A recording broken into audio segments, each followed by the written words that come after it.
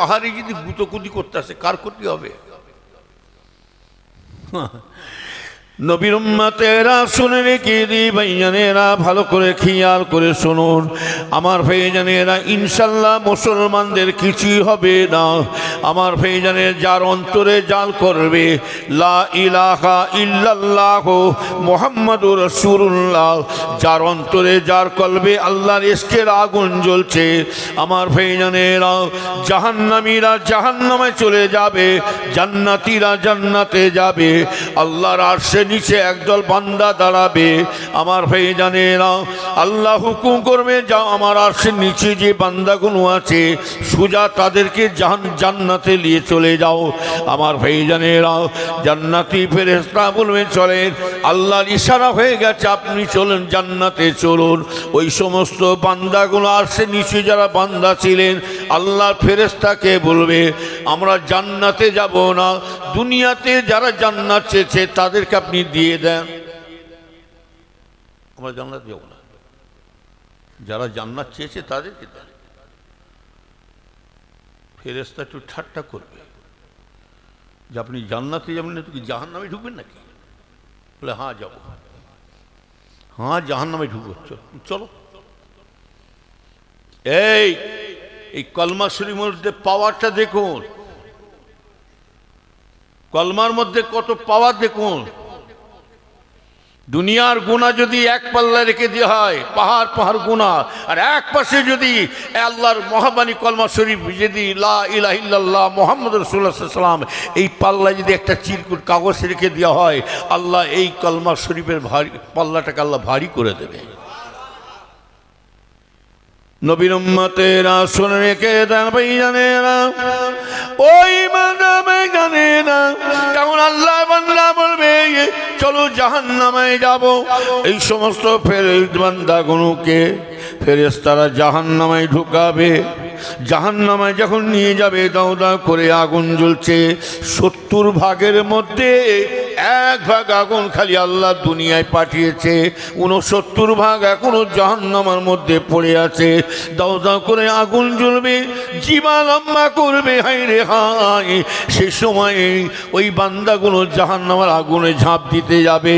আল্লাহ পাক বলবেন আমার ভাইজানা, ওই সময় আগুনের জবান খুলে যাবে, আগুন পরিষ্কার মানুষের মতন আওয়াজ দিয়ে কথা বলবে, এই রব্বে আল্লাহ আমার মাবুদ আল্লাহ, আপনার এই বান্দাগুলোকে ফিরিয়ে এলেন, ফিরিয়ে এলেন। এই বান্দাগুলো যদি জাহান্নামের মধ্যে পড়ে যায়, যার কলবের মধ্যে, যার অন্তরে, যার কলবের মধ্যে আল্লাহ আপনার ইশকের আগুন জ্বলছে, লা ইলাহা ইল্লাল্লাহ মুহাম্মাদুর রাসূলুল্লাহ, আল্লাহ আপনার এই বান্দাগুলো যদি জাহান্নামে পড়ে যায়, আপনার জাহান্নাম ঠান্ডা হয়ে যাবে। তাহলে কি আমল করেছে তারা? এলোকে কাবার ঘরে আদার চিরে, জানিস না কি রে, ওকে ও কাবার ঘরে আদার চিরে, বুঝিস না কি রে, মোতালি আজকে কেন বেহুশ হলো, বকে খুশির মান বেদহীন, সত্য পথে হাতে বুলাতে কারো আগমন সাহারা, রিবা ভরা ঝরনা ঝরা কায়লা কিরে, এলোকে কাবার ঘরে আদার চিরে, বুঝিস না কি রে। আল্লাহুম্মা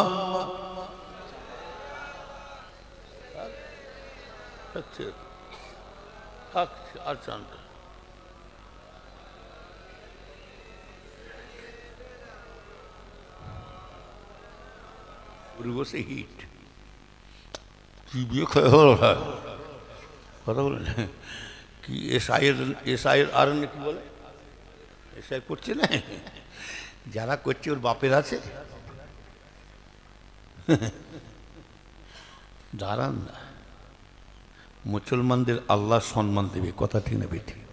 وتجل من تشاء বিদিকাল খায়র ইন্নাকা আলা কুল্লি শাইইন কাদির।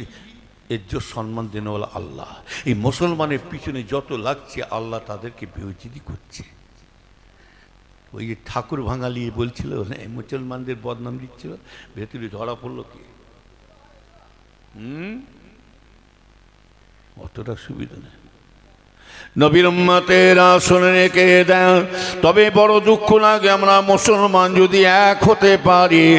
তবলিগ, জামাত ইসলাম, বেরোলি, ওয়াহাবি, আলাদি, আজান গেছে, ফুরফুরা, এরা আমরা যদি সত্যিকারের মনে চিন্তা নিয়ে দিয়ে এক হতে পারতাম, কিন্তু আমাদের দলাদলি দেখে দেখে গায়ের কমরা ওই জন্য সুযোগে সৎ ব্যবহার করে যাচ্ছে।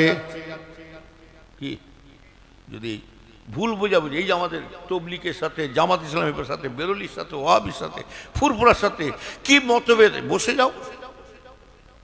ফুরফুরা আবু বকর যদি হেরে যায়, চ্যালেঞ্জ দিলাম, মারামারি কিছু নাই, টাকারও নাই, টাকার প্রশ্ন আসবে না, আর পুলিশ কোনো থানা আসবে না। আমরা নিজেরাই আপোষ হতে চাই, নিজেরা মিল হতে চাই, মুসলমান আমরা এক হতে চাই যে আমাদের কোথা ভুল আছে। যদি আবু বকর, যদি আমরা এহিয়া হুজুর জানি না, কালিমুল্লাহ হুজুর, আবু বকরের নিয়মে আমরা চলছি, আবু বকরের কোথা ভুল আছে যদি দেখাতে পারো, আমরা চ্যালেঞ্জ দিলাম, সব মুরিদ, মোতাকিন, হুজুর, ছেলে, আলেমুল্লাহ সব তোমাদের হাতে বায়াত হয়ে যাবে। কি কথা ঠিক বলছো? আর যদি না দেখাতে পারো তোমরা আসো, কথা বলে না। আজ পর্যন্ত কেউ পারে না, খালি চাইছে ফুরফুরাকে শেষ করবো। ওটা চামচিকে হয়ে পাহাড়ে যদি গুতোকুতি করতে আসে, কার ক্ষতি হবে?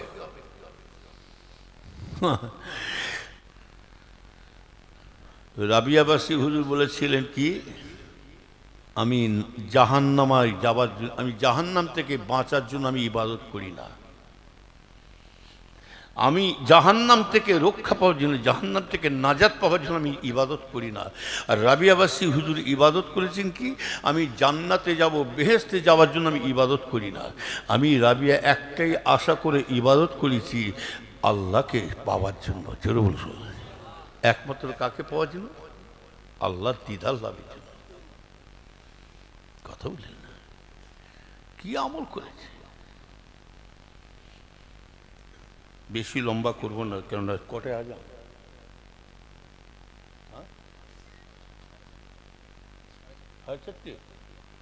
বাকি আছে। হ্যাঁ, একটু হোক না নাকি? দরুদ শরীফ আল্লাহুম্মা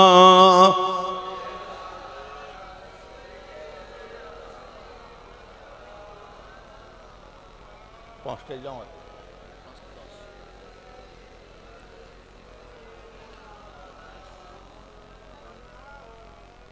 रो रो के हर शख्स मोहम्मद से कहेगा, हर नबियों में रहमत शान मोहम्मद के निराले, उम्मत की जो कश्ती है मोहम्मद के हवाले। अल्लाहुम्मा सल्ले वाला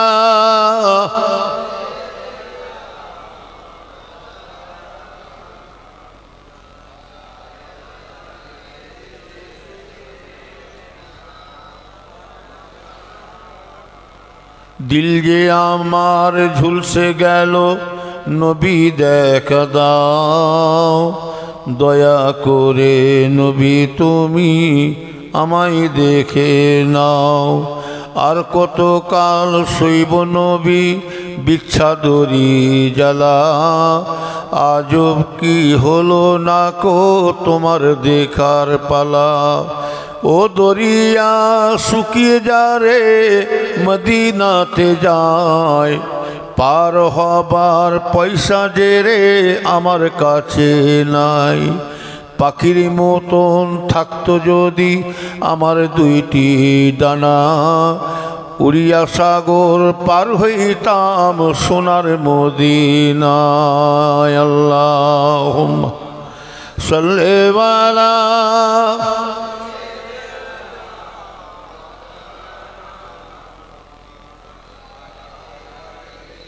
এই যে আসছে পিছনে বসছে না, একটু আগে আসেন না, পিছনে বসছে কেন? না বলে ধরবে নাকি? दीन मिला ईमान मिला, ये कुरान मिला। जो कुछ देने का था सब कुछ दिलवा दिया कमली वाले ने। बोलो ला इलाहा इल्लल्लाह, ला इलाहा इल्लल्लाह। खूब जोरे जोरे ला इलाहा इल्लल्लाह।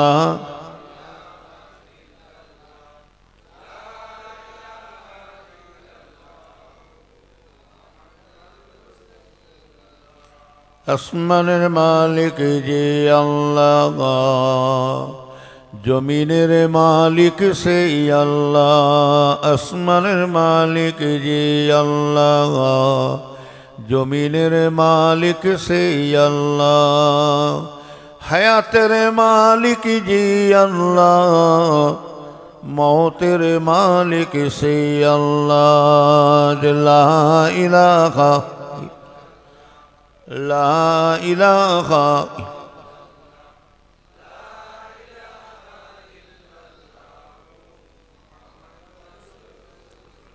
महशरे मालिक जी अल्लाह, বিচারের মালিক সেই আল্লাহ। জাহান্নামের মালিক যে আল্লাহ, জান্নাতের মালিক সেই আল্লাহ। লা ইলাহা, আরো জোরে লা ইলাহা।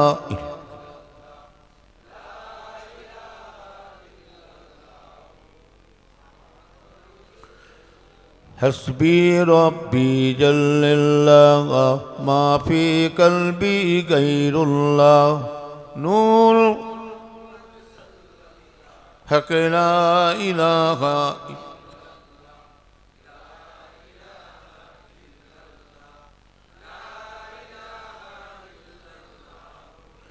मुहम्मदुर रसूलुल्लाह सल्लल्लाहु अलैहि वसल्लम। अल्लाहुम्मा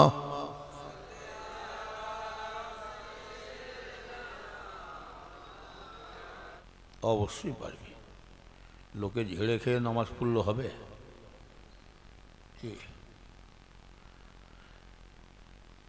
জমি জায়গা দখল করে নিচ্ছি, খুব নামাজ পড়ছি, আল্লাহ হবে? এক মন দুধে যদি এক ফোঁটা গোরস চাঁদ পড়ে যায় কি হবে? কি জোরে বলুন, সব দুধ শেষ। ওই নামাজি যখন মরে যাবে না, লোকে ঝেড়ে মেরে মুচড়ে ধাপ্পা দিয়ে লাখ লাখ টাকা নিয়েছে, ওই মানুষ নামাজটা যখন দুনিয়াতে চলে যাবে, লাশ রেখে দিয়ে জানাজার নামাজ পড়াবে, লাশ রেখে দিয়েছে। যিনি ইমাম সাহেব হবে তিনি বলছেন, মাইয়াতের তরফ থেকে বলা হচ্ছে, মাইয়াতের তরফ থেকে বলা হচ্ছে কারো যদি দাবি দাবা থাকে, কারো যদি বিয়াদি করে থাকে, মাফ করে দেবেন। মাফ করে দেবো? আমার 5 বিঘে জমি হেরে নিয়ে পালিয়ে গেল। কি কথা ঠিক বলছে না ভুল বলছে? আমার 5 লাখ টাকা মেরে দিয়ে চলে গেল, আর ওকে মাফ করবো? ও যে দরকার ছিল হায়াতে কালে মাফ চাইল না কেন? কি কথা ঠিক বলছে না ভুল বলছে? হুকুকুল্লাহ, হুকুকুল ইবাদ। হুকুকুল্লাহ আর হুকুকুল ইবাদ, একটা আল্লাহর হক আর একটা আল্লাহর হকগুলো আল্লাহর কাছে ক্ষমা চাইলে তিনি মাফ করে দেবেন। 5 লাখ কেন, 5টা টাকাও যদি নুকিয়ে লাও, ওইটা হকুন নাসের খাতায় পড়ে যাবে। চায়ের দোকানে বসে পরের গীবত করেছেন, আল গীবাতু আশাদ্দু মিনাল জিনা। রাসূল পাক বলছেন গীবত করাটা জিনার থেকেও কঠিন গুনাহ। আল গীবাতু আশাদ্দু মিনাল জিনা। কোনো ছেলে যদি তার মায়ের সাথে জিনা করে, খারাপ কাজ করে, যে গুনাহটা হবে তার থেকে অধিক পরিমাণে গুনাহ হলো পরের কথা বলা। আমরা মনে হয় গীবত করিনি, কি গো? আমরা ভালো ফেরেস। হ্যাঁ, মেয়ে মানুষদের গীবতের জায়গা কোনটা? পুকুর ঘাট। কোনটা বললাম? আরও যদি 2-4টে পড়ে যায় না, জায়গা হাঁড়ি মাজার নামটা ভুলে যাবে। এমন হই আমার স্বামী এই করছিল গো, ব্যাস এমন সংসারের খবর সব খুলে বলে দেবে। ওই জন্য একটা কথা আছে কি জানেন, আমি এখন শুরু করি, দাঁড়িপাল্লা ঠিক করছি। দাঁড়িপাল্লা ঠিক করতে করতে খদ্দের না পালায়, কথা বলছি, যতই পালাক ঠিক টাইমে হাজির হয়ে যাবে। কি এখন রেস্ট নিচ্ছে, কথা বলে না। তো যাই হোক আমার ভাই জানা, ওই জন্য একটা কথায় আছে কি জানেন, নিজের স্ত্রীকে নিজের বিকে ব্যক্তিগত পার্সোনাল কথা বলতে নাই। মায়েরা মনে মনে হচ্ছে আমার উপর রাগ করেছে কি জানি না, বাস্তব। ওরা ব্যাঁকা হাড় থেকে তৈরি, কি বললাম, ওরা একটু ব্যাঁকা টেড়া চলে। স্বামী এক বলবে, বিবি আর এক লাইনে চলে যাবে। আর স্বামীর কথা, স্ত্রীর কথাই না চলেছে, রাত্রিরে শোয়া আমার বন্ধ। আপনার কথা বলেন না। বাপ আদম আলাইহিসসালামের বাম দিকে 5 জোর থেকে মা হাওয়া আলাইহিসসালামকে আল্লাহ পয়দা করলেন, তাই তো নাকি গো? ওই জন্য মেজে হুজুর কেবলা বলতেন একটা কথা, আমার মেজের চাচা যান, বাবা মেয়ে মানুষদেরকে বেশি চাপ দিনি বাবা, চাপ দিনি। কেন? ওদের বুদ্ধি কম, আর ওদেরকে বেশি টিপে ধরলে মারাক করে ভেঙে যাবে, বেশি চেপে ধরলে মারাক করে ভেঙে যাবে। মেজে হুজুর এই কথা বলতেন, কথা বলে। শরীয়তের হুকুম হচ্ছে যদি না কথায় চলে, শেষবেলায় কি করবেন আপনি? আপনার স্ত্রী যদি আপনার কথায় না চলে, আপনি কি করবেন বলুন? শরীয়ত বলছে, ইমামে আজমের মতে বলছে, ইমাম আজম আবু হানিফা হুজুরের মতে বলছে, ফট করে তোমরা রাগেতে গুসাতে তালাক দিতে যাবে না, ইমামে আজমের মতে। আর ইমাম শাফির মতে হচ্ছে আপনি টপটপ করে তালাক দিয়ে দিতে পারে, ইমাম শাফির মতে। তবে 4টি ইমাম আছে, 4টি ইমামের মত কিন্তু আলাদা হতে পারে। এই আপনাদের বাড়িতে এটা কি কটা পা আছে? এটা কি নাম? সিংহাসন। আপনার বাড়িতে খাট আছে তো নাকি? খাটের কটা পা? ভালো করে বুঝবেন, 4টে পা হতে পারে, কিন্তু 4টে পালং নাই। 4টে পাকে জুড়িয়ে নাম হলো খাট পালং। 4টে ইমামের মত কিন্তু আলাদা হতে হবে, আলাদা হতে পারে, কিন্তু যাবে এক জায়গায়। বুঝতে পারলে কিছু? এবার আপনি যে মতে ধরেন, ইমাম শাফির মতে গেঁড়ি খাওয়া যায় যাচ্ছে, আপনি খেতে পারবেন? ইমাম শাফির মতে কুচে খাওয়া যায়, এটা অস্বীকার করতে পারবেন না। ইমাম শাফির মতে শামুক খাওয়া যায়, তাহলে ইমাম শাফির মতে কি চিংড়ি মাছ খেতে পারে, আর আমাদের ইমামের মতে হচ্ছে চিংড়ি মাছ খাওয়াটা হলো মাকরুহ। কি বললাম? ক্যাঁকড়া খাওয়া আমাদের ইমামের মতে হচ্ছে, ইমামে আজমের মতে হচ্ছে ক্যাঁকড়া খাওয়া চিংড়ি মাছ খাওয়ার সমান, একই ফতোয়া। ইমাম শাফির মতে কাঁচা পেঁয়াজ খেয়ে মসজিদে উঠতে পারে, কাঁচা পেঁয়াজ খেয়ে আপনি মসজিদে উঠতে পারেন। আবার ইমামে আজমের মতে বলছেন না, কাঁচা পেঁয়াজ খেয়ে উঠতে পারবে না। কেন? আপনার মুখে দুর্গন্ধটা একটা পাশের নামাজিদের কষ্ট হবে, কথা বলে, কিন্তু অস্বীকার করতে পারবেন না। 4টে ইমামের মত কিন্তু আলাদা হতে পারে, কিন্তু যাবে এক জায়গায়। 4টে ঠ্যাং হতে পারে, কিন্তু নাম হলো ভালো। কথা বুঝতে পেরেছেন না? তো আমার ভাইজানেরা,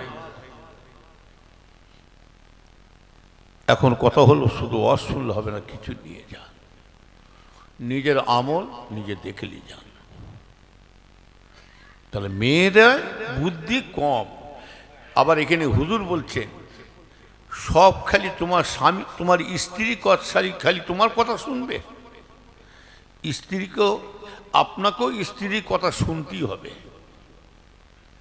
হ্যাঁ, আমাদের আয়েশা সিদ্দিকা রাদিয়াল্লাহু তাআলা আনহা তিনি ঘর ঝাড়ু দিচ্ছে, এ রান্না করছেন আমাদের আয়েশা সিদ্দিকা, উনি রান্না করছেন। রান্না করতে করতে আল্লাহ রসুল এসে গেলেন, এসে বলছেন, বিবি আয়েশা রান্না কত বাকি, কত বাকি? বলে, ইয়া রাসূলুল্লাহ একটুখানি দেরি আছে। আল্লাহ রসুল বলে, একটু না, তুমি লাফালি আমি আমি তুমি কাজ করো, তুমি রান্না করো, আমি রসুলুল্লাহ কী করলাম, ঝাড়ুটা নিয়ে ঝাড় দিচ্ছি, আমার রসুল পাক ঝাড় দিচ্ছেন। অর্থাৎ স্বামী স্ত্রী দুজনই সংসারে কাজ করছেন। জোরে বলো সুবহান। আরে বাবা, স্বামী স্ত্রী মহব্বত ভালোবাসা থাকলে সেই বাড়িটা আল্লাহর রহমত বর্ষিত হতে থাকে। আমার ভাইয়া, তবে আমাদের স্বামী স্ত্রী খুব মহব্বত আছে, কি খুব ভালোবাসা, এত সুন্দর মহব্বত নেয়। যাই হোক, আমি ওদিকে যাব না। তাহলে এক নম্বর হলো নিজের স্ত্রীকে নিজের গোপনে কথা বলতে পারবেন না। দুই নম্বর হলো পুলিশের সাথে কখনো বন্ধুত্ব খাতির করতে যাবেন না। পুলিশরা হচ্ছে ঝেড়ে বন্ধু। কি বন্ধু? ঘুরবে, কেন ঘুরছে? বসতেন মাল লিবার জন্য। দেখছেন না, এক একটা পুলিশ হারাম খেয়ে পেট মোটা হয়ে গেছে। ওই জন্য অধিকাংশ পুলিশগুলো আমার কথাগুলো মিলিয়ে দেখবেন, মরবার টাইমে সব মরে যায়, বেঁকে বেঁকে মরে যায়, বুঝলেন না? যাই হোক, এখন কথা হলো, তাহলে মেয়ে মানুষদের গীবতের জায়গা হলো পুকুর ঘাট, আর পুরুষ মানুষদের গীবতের জায়গা কোথায়? যা খাচ্ছে বুঝলি, শয়তানটাকে মারতে হবে, সাইজ করতে হবে, বুঝলেন? আল্লাহ নবীর দরবারে একজন জারেজার হয়ে কাঁদছেন। আমার নবী মা বললেন, বাবা কি হয়েছে? বাবা এত কান্না কিসের? কি হয়েছে বাবা, এত কাঁদছো কেন? ইয়া রাসূলুল্লাহ, ইয়া হাবিবাল্লাহ, হুজুর আমি বড্ড একটা মুসিবতে পড়েছে।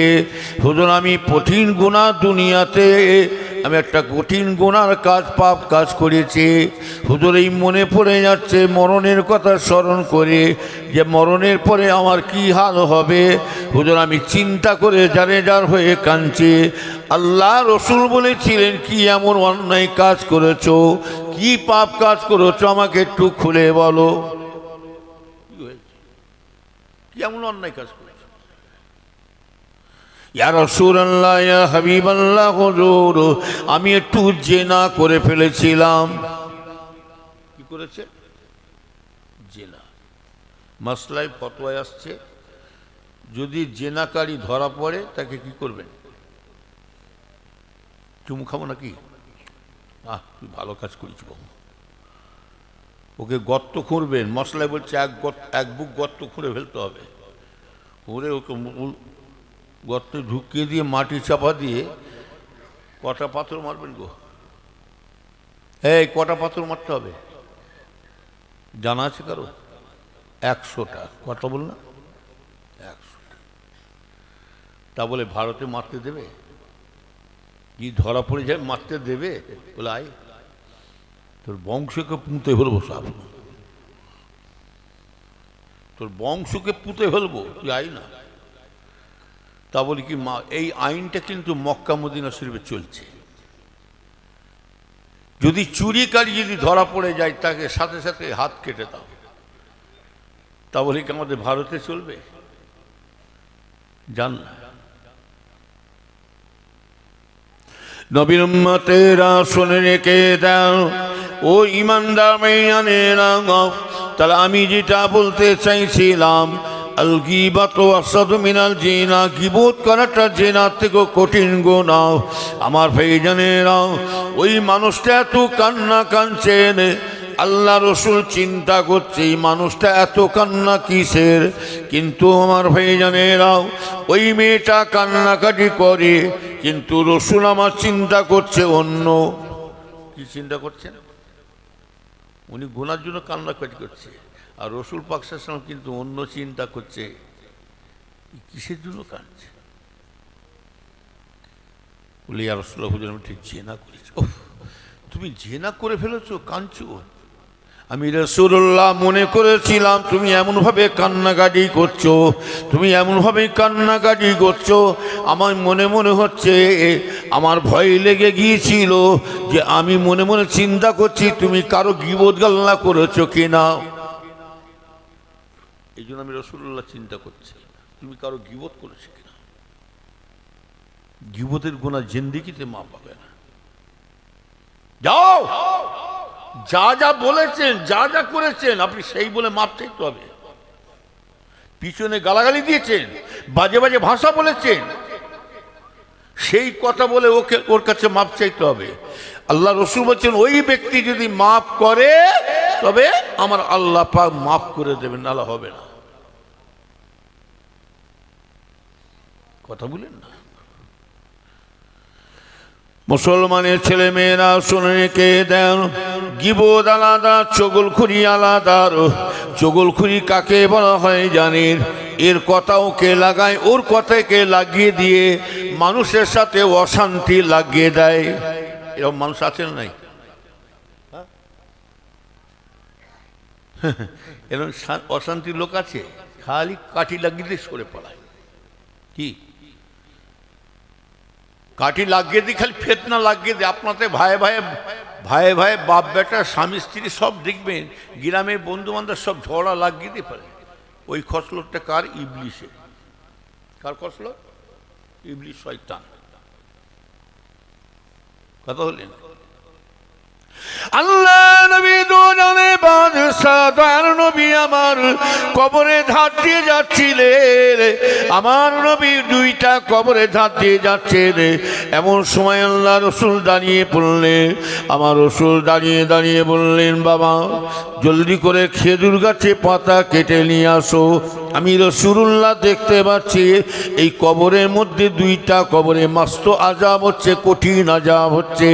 আমি রাসূলুল্লাহ কবরে আযাব দেখে আমি সহ্য করতে পারি না।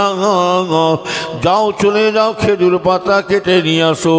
আল্লাহ নবীর এক সাহাবা খেজুর পাতা কেটে নিয়ে ডাল কেটে নিলেন। আমার রাসূল পাক দয়ার নবী কি করলেন?